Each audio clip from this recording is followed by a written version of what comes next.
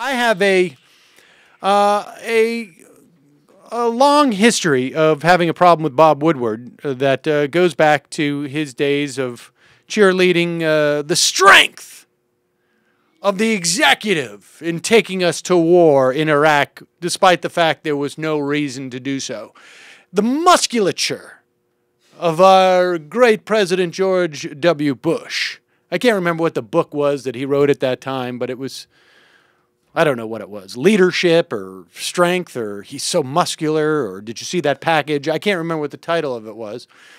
And so much so that back in the day when I was asked to host a fundraiser for a theater group, in their reading of All the President's Men, which apparently there was a lot of big actors who were there, and I don't know how big they were. Some were a couple of known at that time, others not. We'll put a link up at least to the piece that I think was in Pointer that pointed this out. And I got up to introduce the piece, and Carl Bernstein was there, and I said it's appropriate that Bob Woodward is not here today because the Bob Woodward who did that investigation and had that sense of questioning the executive is long disappeared. And I got off the stage. The actors came up for this reading in front of a very crowded room full of people at this fundraiser. And they started in to do the reading of the movie. And Carl Bernstein was playing one of the roles. I can't remember which. And he, the lines came to him about 3 lines in, and he stopped. And essentially said, I have to disagree with what that guy, meaning me, said at the beginning of this reading. And he, in no uncertain terms, went on to lambaste me and praise Bob Woodward to a mostly approving audience. There were some people who appreciated my comments. Not that many. Well, Bob Woodward is back.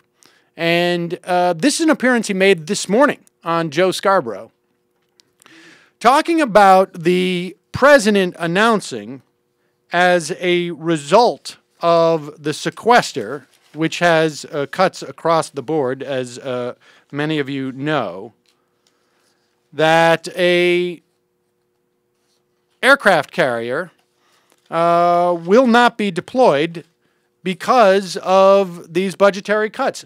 Listen to what Bob Woodward here says, okay, in response to the USS Harry Truman, which was supposed to leave for the Persian Gulf, which will remain stateside.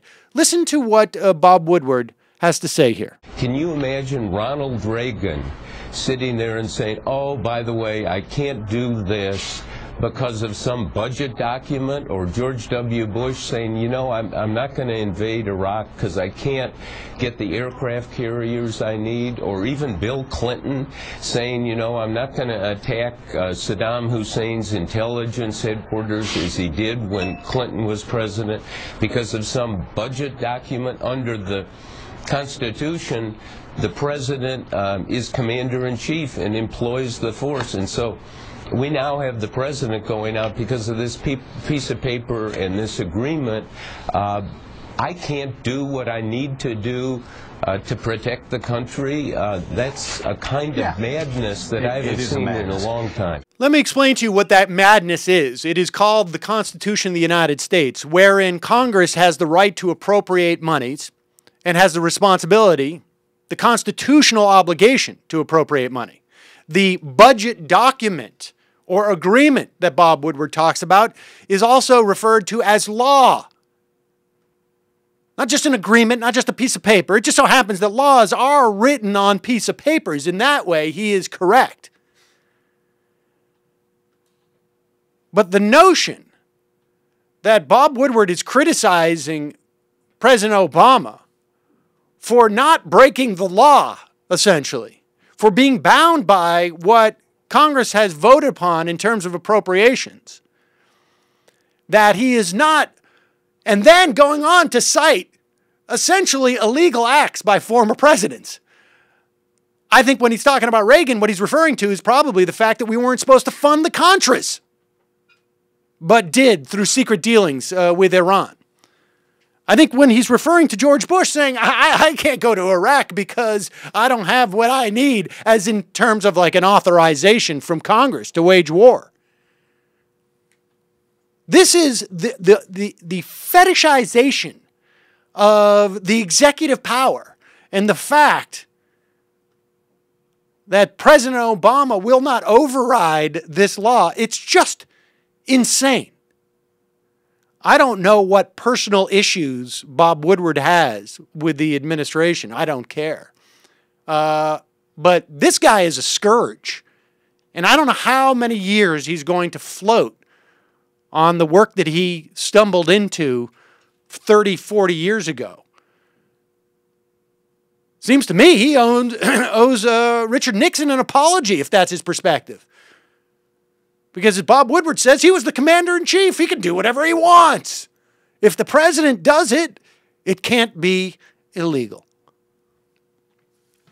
So, thanks, Bob Woodward. Keep talking. Because eventually, maybe I'll get an apology from Carl Bernstein.